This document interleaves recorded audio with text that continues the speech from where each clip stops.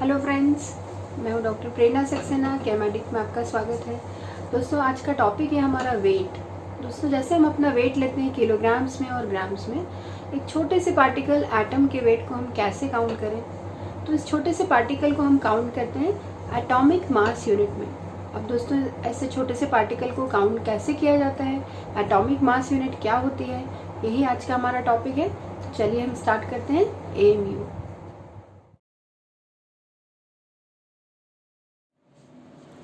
Friends, आज हमारा topic है atomic mass unit. Atomic mass unit का मतलब क्या है दोस्तों? एटॉमिक मास यूनिट का मतलब है AMU। AMU क्या है दोस्तों? AMU एक यूनिट है जिसमें हम एटम के मास को काउंट करते हैं, एटम के मास को एक्सप्रेस करते हैं। अब दोस्तों, इसके पीछे एक कहानी है कि एटम के मास को हम कैसे एक्सप्रेस करें। दोस्तों देखिए, हम अपना मास भी कैसे लेते हैं। हम अपना मास लेते हैं किलोग्राम में, किसी चीज़ का मास लेते हैं ग्राम्स में। तो वैसे ही एटम का भी कुछ मास है जिसको एक्सप्रेस करने की कुछ यूनिट चाहिए। अब दोस्तों देखो, एटम हमको अपने नेकेड आई से तो दिखता नहीं है, और जो दिखने वाली चीज़ नहीं है उसका मास हम कैसे ले लें। तो अगर हम एटम एक इतना छोटा सा पार्टिकल है कि इसका मास हम with the help of most sensitive balance भी नहीं ले सकते। तो दोस्तों, इसका मास अब कैसे लिया जाए। अब देखो कि दोस्तों, अगर हम बाज़ार में गए और हमने क्या किया, बाज़ार में हमको कोई चीज़ मार्केट से परचेज़ करनी है, तो हमेशा हम एक किसी चीज़ से रिलेट करके, और फिर जैसे मान लेते हैं अगर हमको कुछ चीज़ 5 kg का चीज़ परचेज़ करनी है, तो आप क्या करोगे, आपके शॉपकीपर क्या करेगा, शॉपकीपर उतना वेट रखेगा। मान लेते हैं वेट है 5 kg का, और ये वेट रखने के बाद इतने ही वेट की आप जो भी चीज़ परचेज़ कर रहे हैं उतने ही वेट की वो चीज़ को यहाँ पे वे कर देगा और आप उसको लेकर आ जाओगे। तो मतलब आपने क्या किया, ये जो सब्सटेंस आपने परचेज़ किया है, जो चीज़ आप परचेज़ कर रहे हैं, उसको आप इस वेट से रिलेट कर रहे हैं। अब दोस्तों, इस वेट से रिलेट करके हमने सारी चीज़ें खरीद ली। तो अब एटम इतना छोटा सा पार्टिकल है कि उसको हम वे तो कर नहीं सकते। तो हम इसका मास कैसे निकालें। तो दोस्तों, सबसे पहले एक रिलेटिव एटॉमिक मास को एज्यूम किया गया कि अगर हम एक एटम को स्टैंडर्ड मान लें और उस एटम उसका एटम से रिलेट करें दूसरे एटम का, कि दूसरा एटम उस पर्टिकुलर एटम से कितने टाइम्स हैवी है। तो सबसे पहले दोस्तों हाइड्रोजन को स्टैंडर्ड मान लिया। फिर हाइड्रोजन की बात, ये दोस्तों 19वीं सेंचुरी की बात है। तो सबसे पहले हाइड्रोजन को स्टैंडर्ड माना, देन ऑक्सीजन को स्टैंडर्ड माना। लेकिन 1961 में IUPAC सिस्टम ने क्या किया, IUPAC सिस्टम ने एटॉमिक मास को एक्सप्रेस करने के लिए कार्बन 12 मतलब जिसमें न्यूट्रॉन और प्रोटॉन का टोटल वेट 12 है, न्यूट्रॉन और प्रोटॉन मिला के 12 है। तो IUPAC सिस्टम ने कार्बन का 12 आइसोटोप को स्टैंडर्ड मान के, और जिसका मास नंबर कितना था दोस्तों, 12 ही है। कार्बन 12 आइसोटोप है, इसका मास नंबर 12 है। तो इसको स्टैंडर्ड मान के और क्या किया उन्होंने, दूसरे एटम्स के एटॉमिक वेट और मॉलिक्यूलर वेट को कंपेयर किया। अब दोस्तों, ऐसा लगता है सुनने में कि कार्बन 12 में ऐसी क्या खासियत है। There are 118 elements in our periodic table, तो कार्बन 12 में ऐसा क्या है। तो दोस्तों, इसके लिए हम एक कहानी सुनते हैं कि कार्बन 12 में ऐसी क्या खासियत है। तो कार्बन 12 की कहानी देखने के लिए हम क्या करते हैं दोस्तों, अपनी क्लास का एग्जाम्पल लेते हैं। और अपनी क्लास के एग्जाम्पल में हम ये देखते हैं कि मान लेते हैं कि हमारा क्लासरूम है, और इस क्लासरूम में हमको क्या करना है, क्लास अज्यूम करो दोस्तों, थोड़ा मज़ा आएगा देखने में और समझ में भी, आपको सोचते सोचते समझ भी आएगा कि हमने कार्बन 12 को क्यों लिया है। अब आपको इस क्लास में क्लास कैप्टन को चूज़ करना है। क्लास कैप्टन आपको बनाना है, क्लास का कैप्टन। तो दोस्तों, आप कौन से बच्चे को क्लास का कैप्टन बनाओगे, कौन से बच्चे को बनाएंगे दोस्तों हम, जिसकी अटेंडेंस सबसे ज़्यादा होगी। पहला फैक्टर तो हम देखेंगे कि क्या ये रोज़ स्कूल आता है या नहीं। तो सबसे पहले हम क्या देखेंगे दोस्तों, कि उसकी अटेंडेंस तो अच्छी है कि नहीं क्लास में, या रोज़ एब्सेंट होने वाले को तो हम बिल्कुल नहीं बनाएंगे। तो अटेंडेंस सबसे पहले हम चेक करेंगे। उसी तरीके से जब हमने कार्बन 12 को देखा, तो कार्बन 12 नेचर में बहुत एबंडेंटली अवेलेबल है, मतलब इसकी नेचर में अटेंडेंस बहुत ज़्यादा है, बहुत एबंडेंटली अवेलेबल है। तो फर्स्ट रीज़न कार्बन 12 को चॉइस करने का है कि वो बहुत एबंडेंट एलिमेंट है, बहुत आसानी से अवेलेबल है। फिर अब हम आ जाते हैं वापस क्लासरूम पे कि अटेंडेंस के बाद हम क्या कौन सी क्वालिटी देखेंगे उस क्लास कैप्टन में? हम क्या देखेंगे कि वो काम है, बहुत शांत है, शांत तो है लेकिन क्या वो क्लास को कंट्रोल कर पा रहा है? कुछ काम बच्चे ऐसे होते हैं जो क्लास को कंट्रोल नहीं कर पाते हैं, चुपचाप बैठे रहते हैं, तो क्या हम उसको क्लास कैप्टन चूज़ करेंगे? बिल्कुल नहीं। लेकिन अगर वो सारे दिन शरारत कर रहा है तो क्या हम उसको क्लास कैप्टन चूज़ करेंगे? वो भी नहीं दोस्तों। तो हम किसको क्लास कैप्टन चूज़ करेंगे? जो ना तो बहुत काम है और ना ही बहुत नॉटी है। मतलब वो कैसा है, ना तो बहुत ज़्यादा रिएक्टिव है और ना ही बहुत ज़्यादा, मतलब बहुत रिएक्टिव भी नहीं है और बहुत कम रिएक्टिव भी नहीं है, मॉडरेटली रिएक्ट करता है। तो दोस्तों कार्बन की एक प्रॉपर्टी है कि ये it is not most reactive and not least reactive, it is moderately reactive. दोस्तों जैसे कार्बन को अगर हम ओपन एटमॉस्फेयर में खुला छोड़ दें तो एकदम से किसी से रिएक्ट नहीं करता है, लेकिन हाँ अगर आपने उसमें उसको जला दिया तो जलाने के बाद फिर वो पूरा जलने लगता है। तो अपने आप मतलब बहुत ज़्यादा रिएक्टिव नहीं है, लेकिन हाँ अगर आप उसको पुश करोगे तो अपने आप रिएक्टिव हो जाएगा, तुरंत रिएक्शन करेगा। तो ना तो बहुत रिएक्टिव है, ना तो बहुत कम, ना तो बहुत ज़्यादा। थर्ड पॉइंट आता है दोस्तों कि क्या हम उस स्टूडेंट को क्लास कैप्टन बनाएंगे जिसके बहुत सारे ब्रदर्स एंड सिस्टर हों? तो दोस्तों ब्रदर सिस्टर जिनकी ज़्यादा होएगी सेम क्लास में, तो वो तो क्लास कैप्टन फिर पार्शियलिटी करेगा। तो हम क्या करेंगे, अगर हम उसको केमिस्ट्री के वे में समझेंगे तो हम क्या समझते हैं कि केमिस्ट्री के वे में दोस्तों भाई बहन कौन होते हैं? आइसोटोप्स। आइसोटोप्स कौन से होते हैं? आइसोटोप जैसे आपने पढ़ा होगा, isotope atoms of same element होते हैं जिनका एटॉमिक नंबर सेम और एटॉमिक मास डिफरेंट होता है दोस्तों। तो वो आइसोटोप्स को हम हमेशा समझना चाहिए, सब भाई बहन हैं। तो क्या हम उनको हम चॉइस करेंगे कि जिनके भाई बहन बहुत ज़्यादा हो क्लास में, उस बच्चे को भी हम क्लास का कैप्टन चूज़ नहीं करेंगे।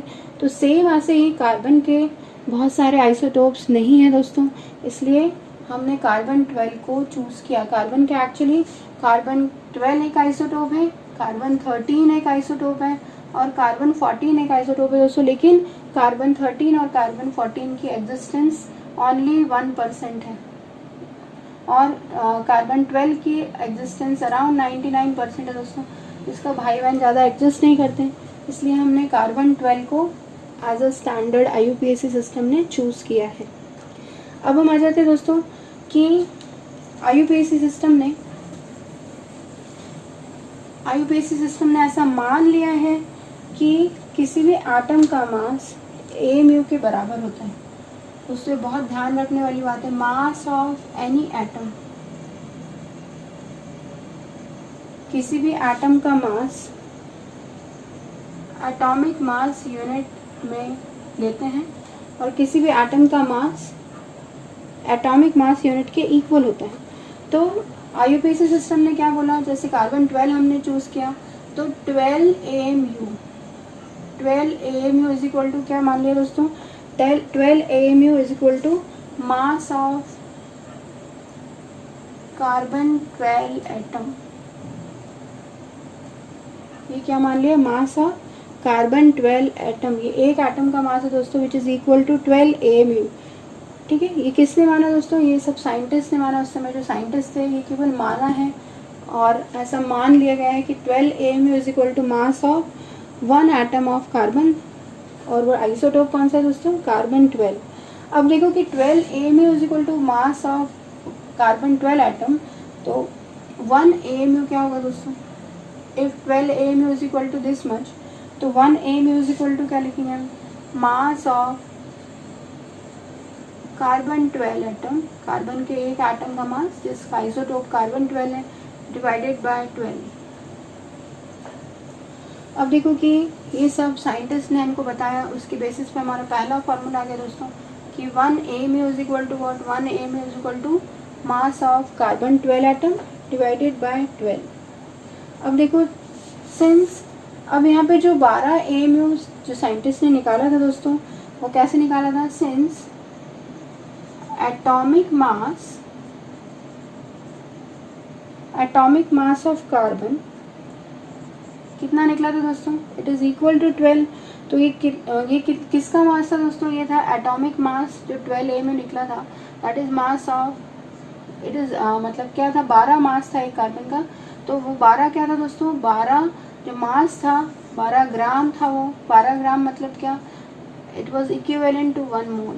तो 1 मोल का मास था दोस्तों। ध्यान रखने वाली बात है, यहाँ हम बात कर रहे थे एक एटम की, लेकिन ये जो मास था कार्बन 12 ग्राम, कार्बन 12 के आइसोटोप का 12 ग्राम जो मास निकला था, वो किसका मास था दोस्तों? 1 मोल ऑफ कार्बन 12 पार्टिकल्स का मास था। अब दोस्तों हमको पता है कि एक मोल में कितने एटम्स होते हैं या मॉलिक्यूल्स होते हैं? 6.022 इंटू 10⁻23। ये मैंने आपको मोल कंसेप्ट वाले वीडियो में बताया था। तो अब देखो कि इसको हम कैसे लिखेंगे। हम इसको ऐसे लिख सकते हैं कि since mass of 6.022 into 10⁻23 atoms of carbon is equal to 12। तो हमको मास ऑफ 1 एटम निकालना दोस्तों। This is mass of 1 carbon 12 atom, ये 1 है दोस्तों। तो हमको यहाँ से निकाला mass of 1 atom of carbon will be equal to कितना होगा दोस्तों? It is equivalent to 12 by 6.022 into 10⁻23 into 1, जो कि इक्विवेलेंट हो जाएगा 12 बाय 6.022 इंटू 10⁻23। अब देखो कि मास ऑफ 1 एटम ऑफ कार्बन 12 हमारे पास आ गया। तो अब इस वैल्यू को हम यहाँ पे पुट करेंगे। दिस इज़ अवर बहुत इंपॉर्टेंट इक्वेशन है दोस्तों, and this is equation number 1। अब इस इक्वेशन नंबर 1 में हम mass of 1 atom of carbon को पुट कर देंगे। तो क्या आ जाएगा दोस्तों? 1 AMU is equal to 1 AMU is equal to क्या हो गया? 12 बाय 6.022 इंटू 10⁻23 इंटू 12। दोस्तों 12 से 12 कट जाता है, यहाँ पे हमारे पास 1 AMU की वैल्यू आ जाती है दोस्तों। 1 AMU इज इक्वल टू हम क्या लिख सकते हैं? 1 AMU is equal to 1/6.022 into 10⁻23 which is equivalent to Avogadro's number. तो कभी कभी किसी बुक में ऐसा भी लिखा होता है दोस्तों 1/NA। ये हमारा सेकेंड फार्मूला जनरेट हुआ है, यहाँ से देखो। This was the first and this is the second. ये हमारे पास 2 फार्मूले जनरेट हुए दोस्तों। अब देखिए कि 1 AMU को अगर हम इसको थोड़ा और अच्छे से सॉल्व करें तो हम कैसे सॉल्व कर सकते हैं?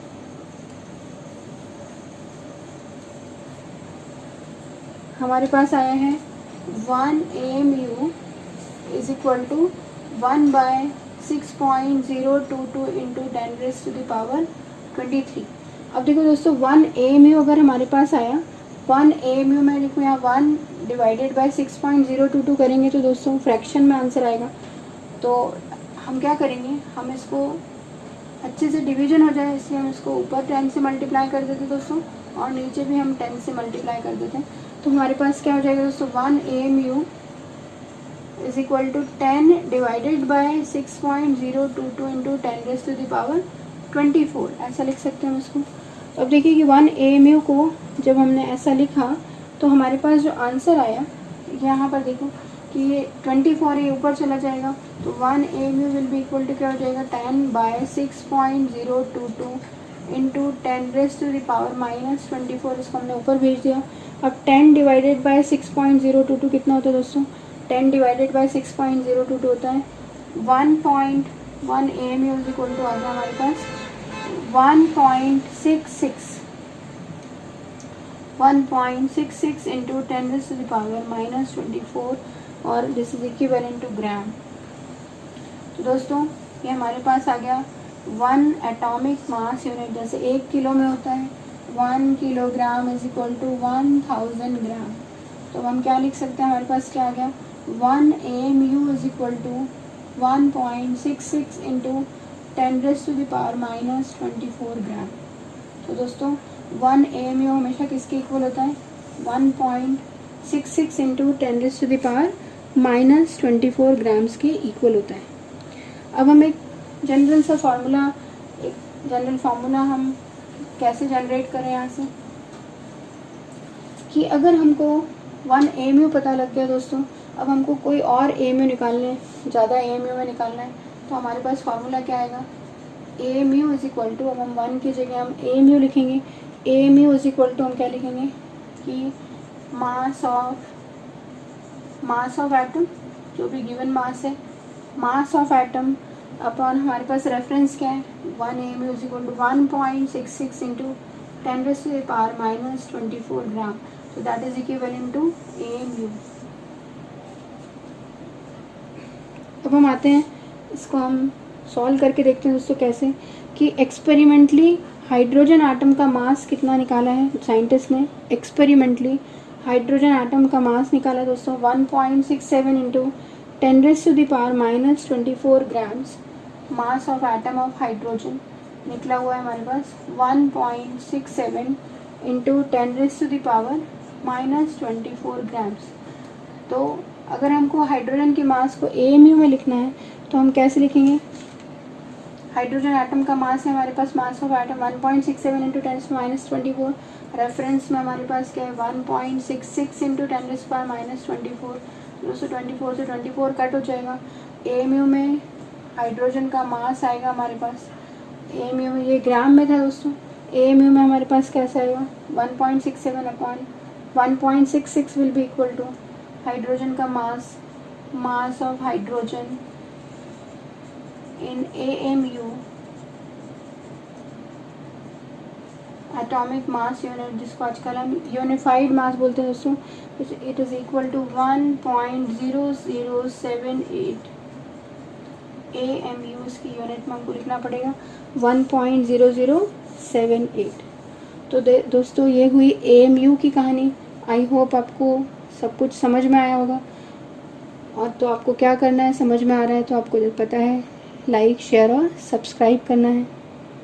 नेक्स्ट क्लास में दोस्तों हम पढ़ेंगे कि एवरेज एटॉमिक मास हम कैसे निकालते हैं। दोस्तों तब तक के लिए गुड बाय, और आपको क्या करना है, बहुत बहुत पढ़ाई करना है। थैंक यू दोस्तों।